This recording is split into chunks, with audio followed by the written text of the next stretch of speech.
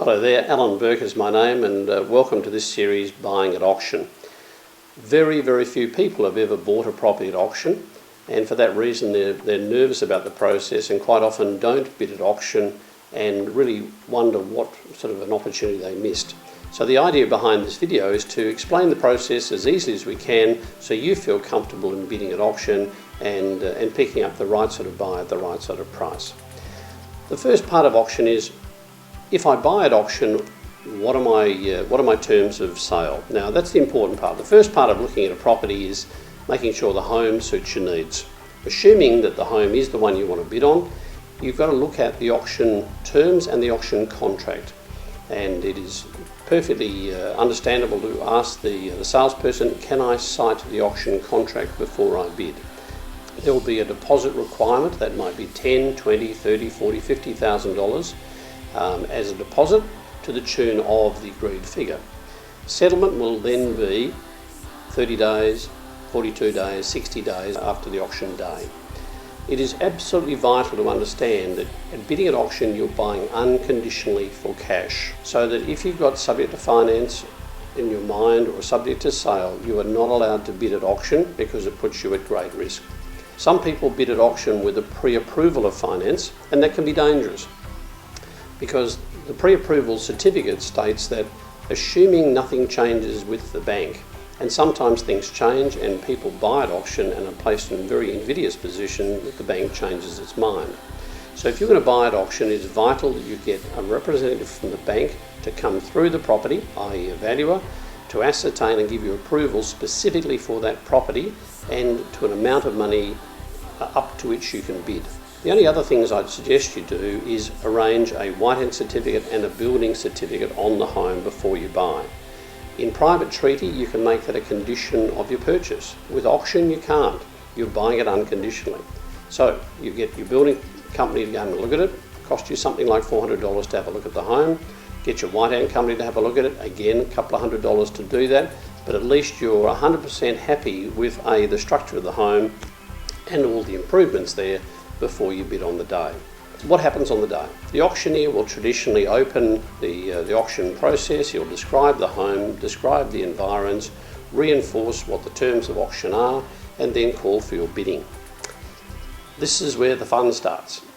Many bidders step back and wait for someone else to bid, and that particular party really starts to control the momentum of the auction. You've got to understand the word momentum is really your enemy in an auction. If it gets out of control or it goes too fast for you, you're really trying to play catch up with the bidding. So quite often a very clever strategy is to step up. If the auctioneer calls for a very low opening bid, many bidders step up and give them a higher bid. It stamps your confidence, your degree of determination on the auction, and sometimes that'll unsettle other buyers. You're not there to compete with the auctioneer, you're there to compete with other buyers. So if you can upset them in some way, make them feel nervous and not bid, then you've certainly achieved your desired results. Sometimes bidders will say $525, no, $527.5. Nice and loud, nice and firm, and it gives that extra stamp of authority that you're there to buy. If another bidder bids again, and quite often they will be timid and they'll wait a while before they bid, try and bid quickly on top of where they bid. In other words, if they then said $530, you come back with $532.5.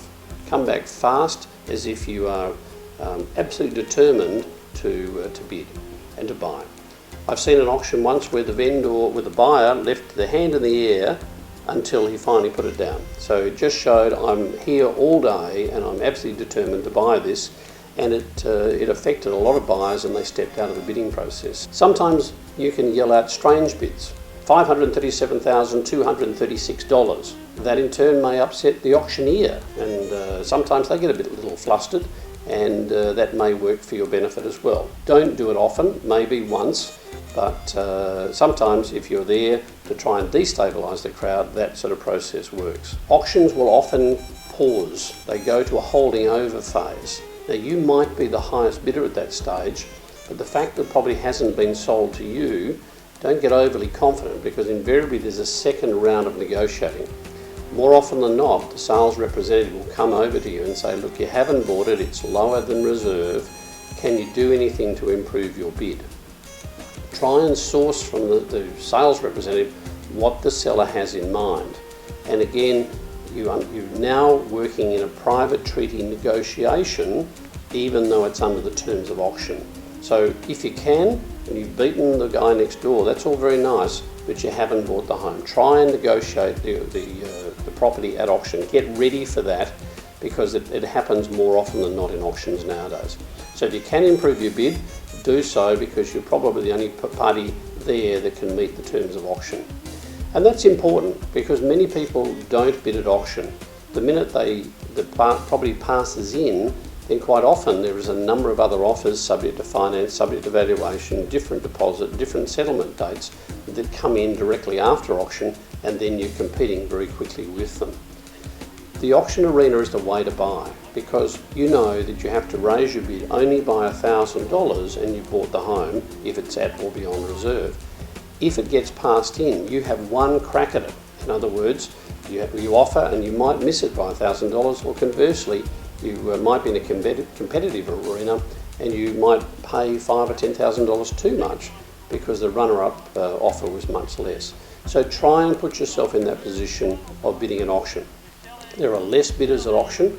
Under the terms of auction, there's a lot more outside that. There is total transparency. You know you only pay $1,000 more than the highest bidder. Sometimes it's $500, and it's totally transparent. You won't miss out because of another bid coming from the side.